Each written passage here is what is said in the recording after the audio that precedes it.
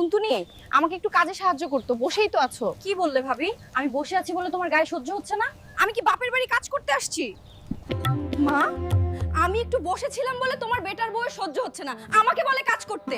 নবাবজাদির এত বড় সাহস আমার মেয়েকে কাজ করতে বলে? খুব চর্বি জমেছে ওর। তোর দাদা আজকে বাড়ি আসুক, ওর হবে আজকে। তোর বউয়ের এত বড় সাহস! আমার স্বামী হারা মেয়েটাকে দিয়ে বাড়ির সব কাজ করাতে চায়। তোমার সমস্যাটা কোথায়? আমার বোনটা শ্বশুর বাড়িতে সুখ পায়নি, আর তুমি এখানেও ওকে শান্তিতে থাকতে দেবে না? বিশ্বাস করো, আমি শুধু একটু সাহায্য চেয়েছিলাম। সকাল থেকে একা কাজ করতে করতে আমার শরীর আর পারছিল না। এরপর থেকে আমার বোনটাকে কোনো কাজের কথা বললে আমি কিন্তু অন্য রূপ দেখাবো বলেই দিলাম। মা, এই বাড়িতে ভাবি কোনো ক্ষমতা দেখাতে পারবে না। ভাইকে দিয়ে তার সাইজ করব। মা, মেয়ে, বাহ বাহ, এই হলো তাহলে তোমাদের আসল চেহারা। একটি কাজ থেকে বাঁচার জন্য আমার সংসারে আগুন লাগাচ্ছ। এখন বুঝলাম বোন, তোর কুতনামি এবং অলসেমির জন্য আজকে তোর এই অবস্থা।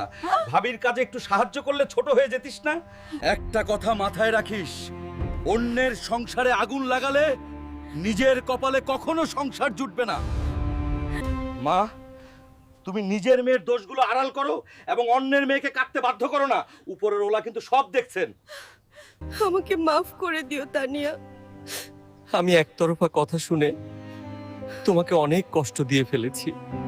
আমি মা ওই বোকাকে বুঝিয়ে দিয়েছি, এরপরও তারা যদি তোমার সঙ্গে এমন করে তাহলে সরাসরি আমাকে জানাবে, আমি ব্যবস্থা নেব। আমি শুধু একটুখানি তোমার কাছে সম্মান চেয়েছিলাম।